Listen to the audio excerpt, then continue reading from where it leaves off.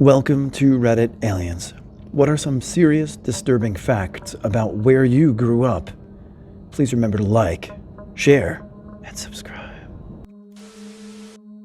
When I was young, organized crime put a curfew on the whole city for a few days. If you were caught out after that, you had big chances of being executed by either police or criminals. Nothing overt, but a lot of insidious religious fundamentalism. My hometown is the kind where every yard is manicured, school kids wear uniforms, and everyone is nice, until they're not. Think the town in Hot Fuzz. It's a veneer of wholesomeness that hides a community riddled with nepotism, theocratic behavior, and never-ending passive aggression. Sure, you can live here, they say, but you'll never belong. There are tunnels all over town that connect to underground bunkers. No one really talks about them. They're all sealed off or gated shut. The reason they were closed off wasn't because there was no use for them anymore, but because people were being murdered in them or left for dead. I have multiple family members who used to party in these tunnels back in the 80s before the city started filling them in, or closing them off. Now there are issues with them collapsing, so anytime construction is done, they have to make sure there's no tunnel, and if there is, they either reinforce it or fill that section in. Housing developers collectively chose a line where funding would continue and where it would stop in the 1920s, redlining USA. Affluent people moved and those less fortunate were stuck to watch their neighborhoods deteriorate. I'm sure you can guess who was most affected. The effects are still visible and palpable today. I grew up in a mill town, Attleboro, Mass. At the time, the economy was based on two factories, both manufacturing school rings. Neither factory is there anymore. The place has become a slum. Despite that, due to the old factories being there, the town has the highest percentage of hazardous waste in the state. The playground for the kindergarten my brother went to was built over a hazardous waste site. He's had cancer 3 times. There was a religious cult started by a family that murdered their children by starving them to death. And in the 1970s, after the Vietnam War, a bunch of Vietnamese and Cambodian refugees settled in the town. One of those ethnic groups, I can't recall which, ended up enslaving the other ethnic group. Literally. Being from Denver, there are lots. I went to high school on what was a tuberculosis clinic in the early 1900s, then was turned into an insane asylum in the mid-20th century. I had algebra class in the surgery room where they used to perform lobotomies. They also still had intact rubber rooms on the campus when I was there. 24 years ago, a young woman vanished just feet away from her front door. Deirdre Jacob was only 18 when she went missing in Newbridge, County Kildare, Ireland. There's been no further clues. Every year, her parents put out an appeal for information. They're getting older and just want closure before they die. In 2018, her case was reclassified as a homicide investigation. Larry Murphy, a man who abducted, repeatedly raped, and beat a young woman, including trying to suffocate her with a plastic bag, was listed as a person of interest in Deirdre Jacobs' case. In 2021, Gardaí began a search in the Woodland area after a review of evidence. Nothing was found related to the case, and that's it. There's been no further updates. For a geography lesson, we had to go on a crime website and see what crime had been done in our area. My own house had 3 reports of sexual assault. I also saw police run over a drug buyer who tried to flee after they were busting the drug dealers, who lived at the end of our road. Squeaky Frome grew up around the corner from me, and we both danced with a local group that performed all over the world. She's much older than me, so I didn't know her, though I knew where her house was. My mom knew them slightly through the dance group. My older sister was a member starting in 1969, the year I was born. There was some kind of documentary about the Manson family back in the 70s, and they came and filmed one of our practices, which I was in, but then tried to make it seem cultish, which it absolutely was not, lol. 1. The local Denny's got raided by ATF because the manager was renting the basement storage area to some group out of state. You name the weapon or explosive, it was down there. You can tell if someone is a local if they say they want to go out for pancakes and bullets. 2. The local Hooters got shut down because the only girls the manager would hire were the seniors from the nearby high school and the freshmen from the university in the next town. 3. That same university, the admin building is haunted by the ghost of a firefighter.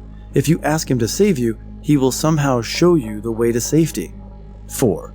There is a backcountry road my father has to take to get to work that has a long supernatural history, mostly ghosts and a murderous albino family that live there.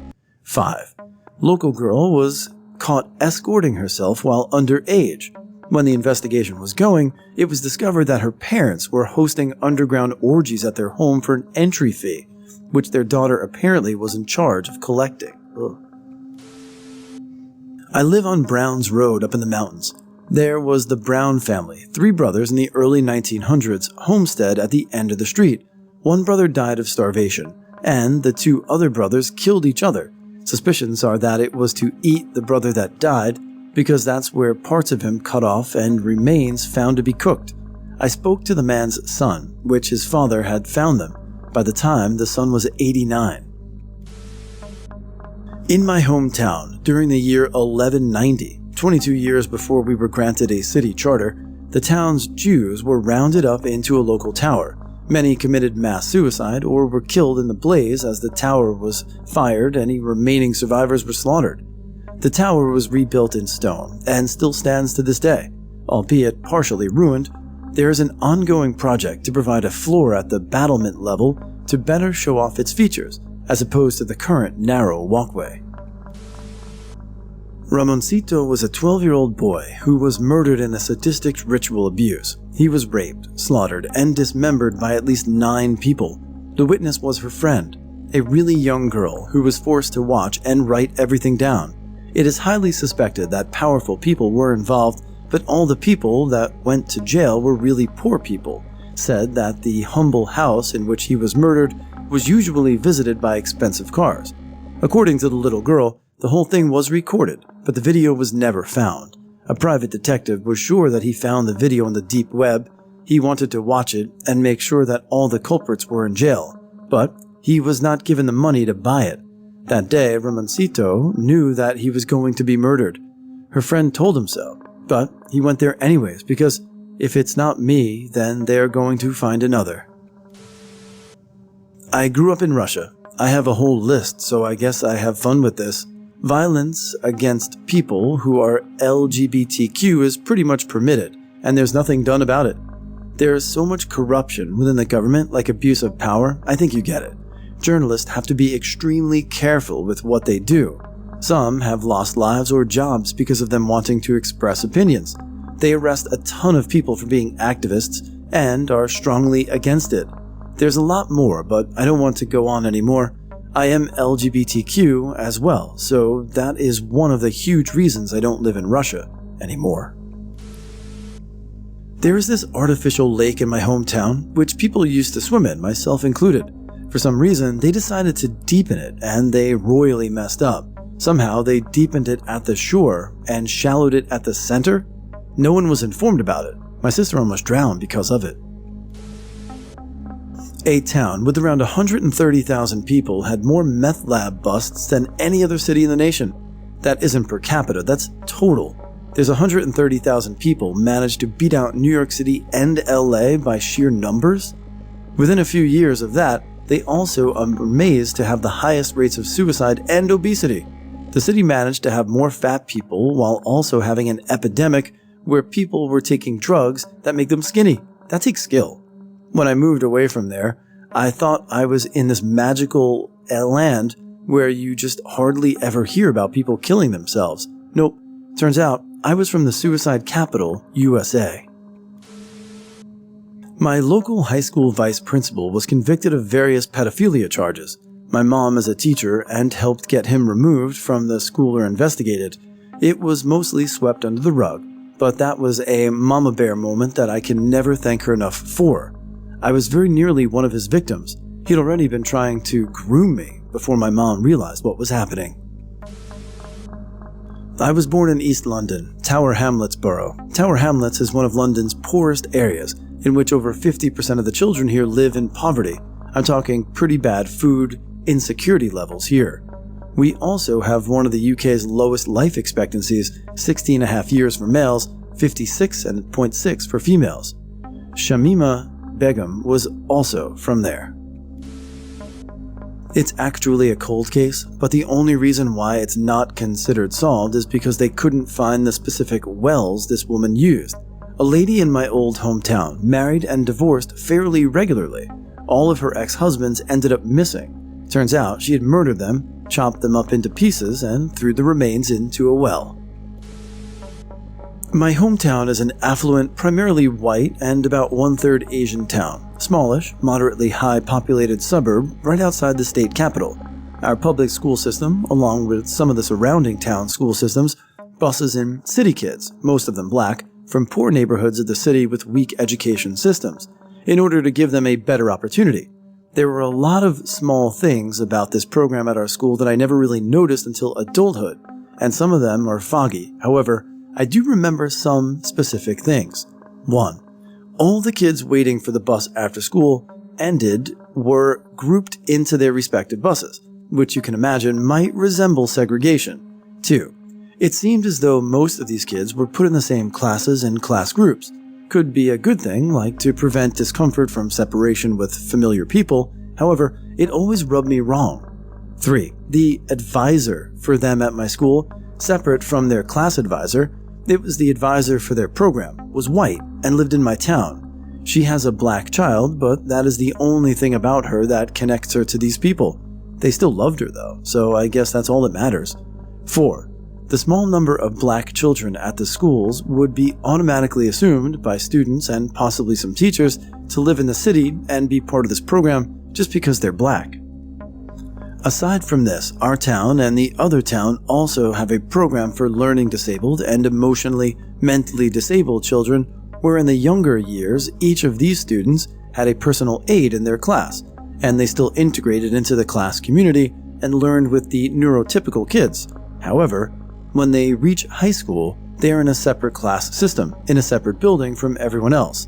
They're pretty much completely separated from the neurotypical kids and don't cross paths with them except for when they all go class to class taking out recycling. Always seemed super weird to me, like unpaid child labor, aka slavery. Anyways, given both of these programs, there's a story about a girl who was in my kindergarten class with a different teacher though, and we will call her Beth, not her real name. Beth was a black autistic student who was part of both of these programs. She did not stay in our school system after kindergarten. I didn't know why or think anything of it until 6 years later when an article was quietly released about a lawsuit settlement between her family and the school system. The accusation was that the school locked Beth in a closet and covered the window when she acted out one time. I honestly believe it because the teachers definitely treated the black students differently back then, early 2000s. This was in our building too, which we stopped using after the next year. It was creepy, and definitely had hidden closets. Anyways, the town denied any of the accusations, but still settled the damages. I don't believe that it didn't happen though. Most people don't even really know about this because it was swept so under the rug that you can't find anything about it unless you specifically search the exact article name. It's really awful. The dumbass kid who lived in my house before our family set where my room currently is on fire with tea lights before we moved in. He was fine, and so was everyone else, but the stupidity of it, ridiculous, because according to my neighbor, he was lighting them on the floor and on wooden furniture. Those people that lived in our house prior to us still haven't told the mail place that they don't live at our address anymore, so we still receive their post every now and then. From the looks of the envelopes, they're mostly bills and legal stuff, which leads me to believe there's something up with them, given that we received a few Christmas cards that were for them when we first moved, but none since, but have been receiving bills for them for 10 years or so.